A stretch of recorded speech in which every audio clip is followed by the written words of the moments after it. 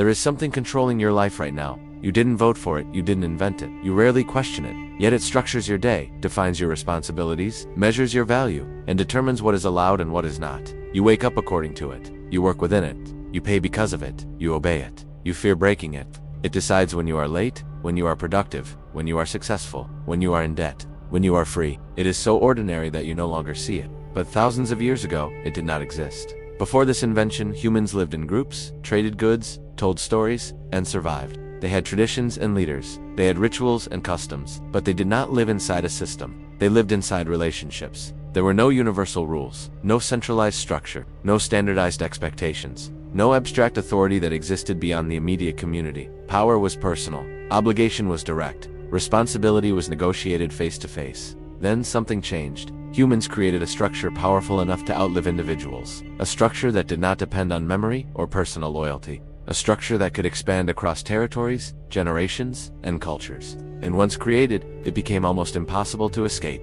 Empires used it to govern millions. Religions used it to define morality. Kings used it to legitimize power. Merchants used it to regulate exchange. Modern states use it to organize society. You encounter it every time you sign your name, every time you pay taxes, every time you check the date, every time you follow instructions you did not personally agree to. It feels natural now, but it is not natural. It is engineered, and it is ancient. This invention transformed loose tribes into civilizations. It made cities possible. It made bureaucracy possible. It made large-scale cooperation possible. But it also introduced something new into human life: impersonal control. For the first time, authority did not belong to a person standing in front of you. It belonged to a system invisible, abstract, and self-reinforcing. And once humans accepted it, society changed permanently. The strange part is this: you benefit from it, you depend on it, you are constrained by it, and you help maintain it, often without realizing it. So what is this ancient invention? It is not a tool, not a weapon, not a machine. It is something far more subtle, and once you understand it, you will start seeing it everywhere. For most of early human history, order was personal. If someone stole from you, you confronted them. If someone harmed your family responded. Justice was direct, emotional, and immediate. There were customs, yes, traditions passed down through memory. But enforcement depended on people, not principles. Authority depended on presence, not permanence.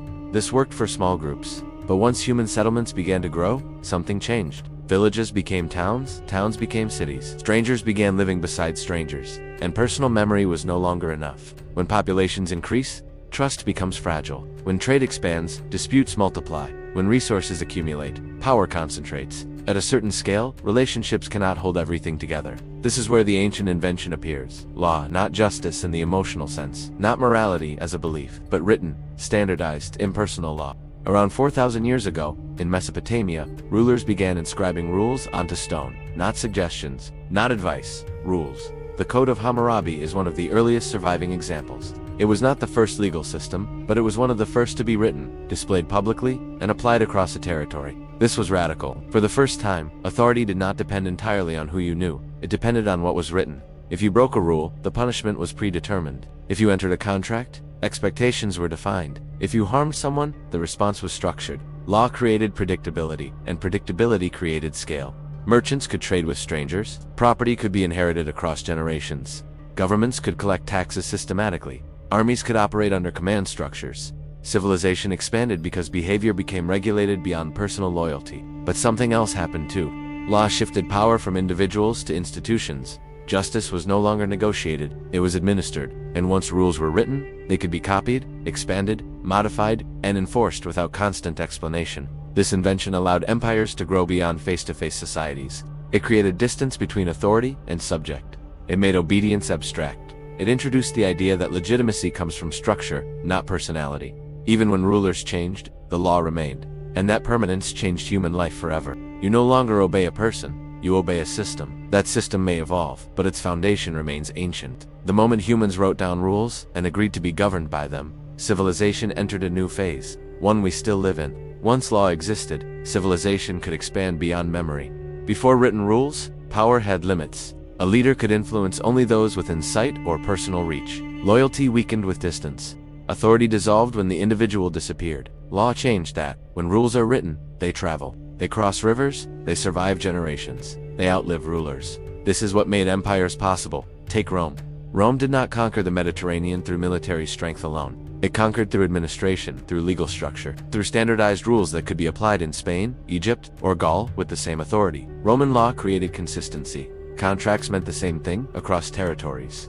Citizenship had defined privileges. Property was protected by predictable procedures. People did not simply obey Rome because they feared it. They obeyed because they understood it. Law created trust between strangers on an imperial scale.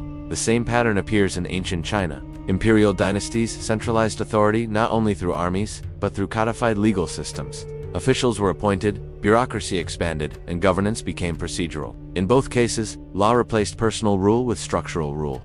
This was more stable and more powerful, because personal authority is fragile. Structural authority is scalable. Law made taxation reliable. It made military service enforceable. It made infrastructure manageable.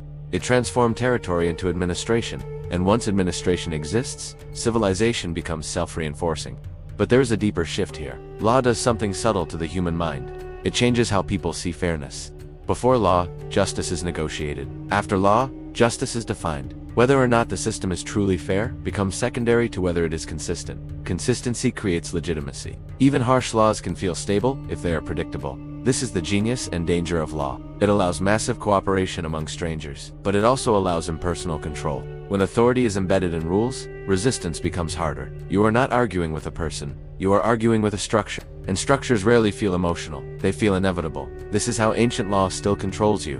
Modern governments, courts, taxes, business contracts, employment agreements all descend from this ancient invention. The scale is larger, the system's more complex, but the principle is the same. You live inside written expectations. You participate in rules created long before you were born, and you enforce them, often without noticing. Civilization did not grow because humans became kinder. It grew because humans accepted impersonal structure. Law did not simply organize society, it made power permanent. The most powerful effect of law was not political, it was psychological. Before written rules, authority was visible. You obeyed a leader standing in front of you. You negotiated with someone you could see. You responded to emotion, presence, and relationship. After law, authority became invisible. You no longer obeyed a person, you obeyed a document, a principle, a clause, a system. This shift changed the human mind. For the first time, humans accepted that rules could exist independently of relationships, that behavior could be guided by something abstract rather than immediate. You follow traffic laws even when no one is watching. You pay taxes to an institution, not a king. You sign contracts trusting that an unseen structure will enforce them. This requires belief.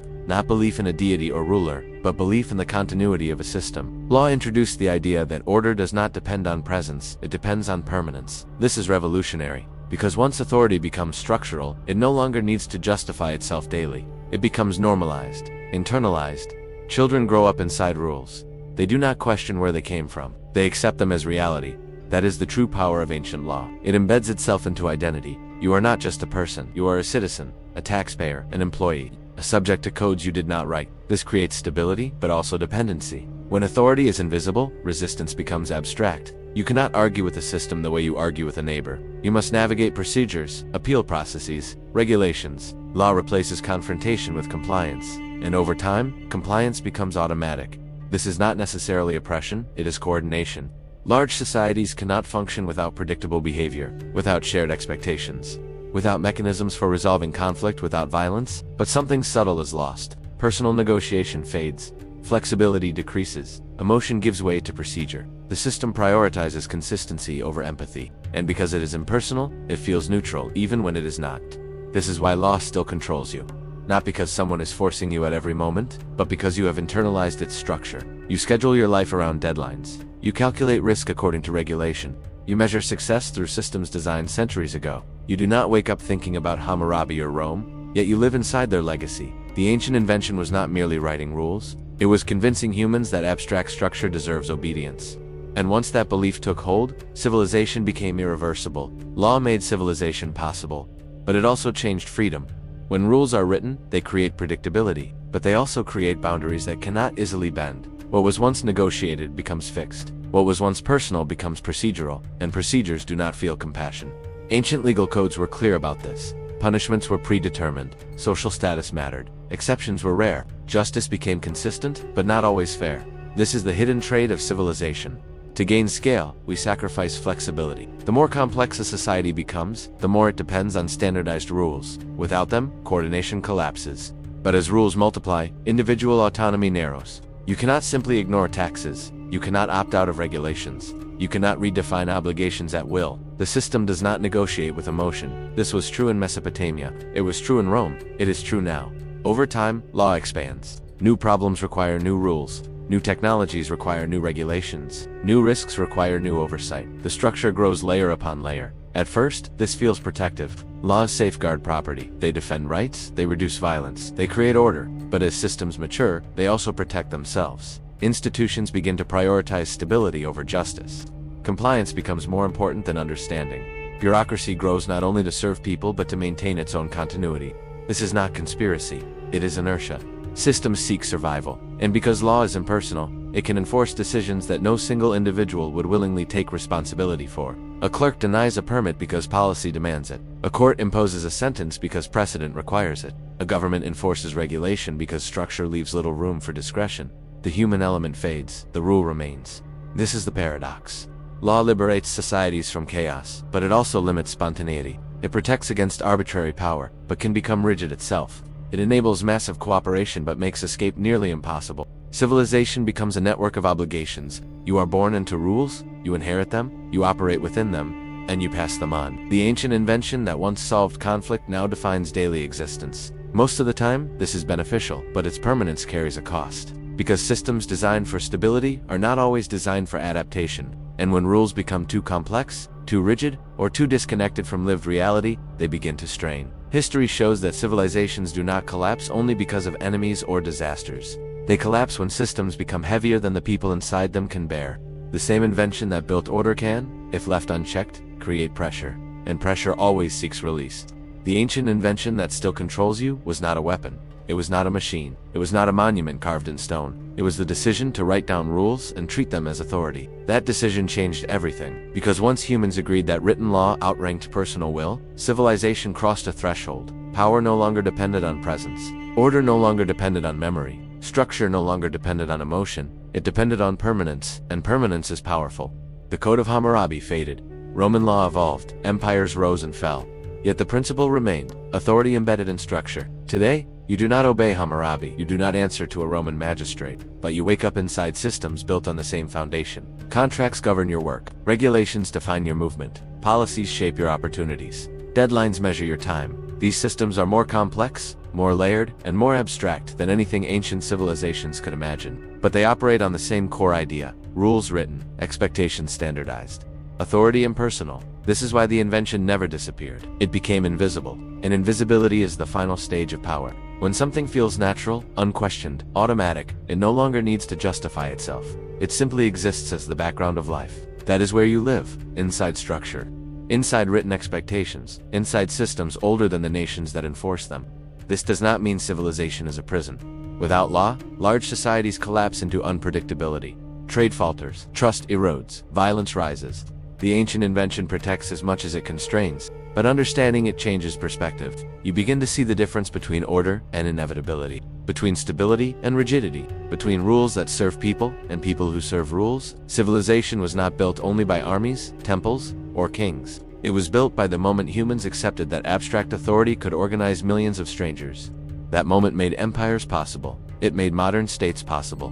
It made your daily life predictable, and it made control scalable. The ancient invention still controls you, not because it forces you, but because it structures your choices before you make them. That is its brilliance and its burden. The question is not whether we can live without it. The question is whether we remember that we built it, and whether we remain capable of reshaping it when it no longer serves us.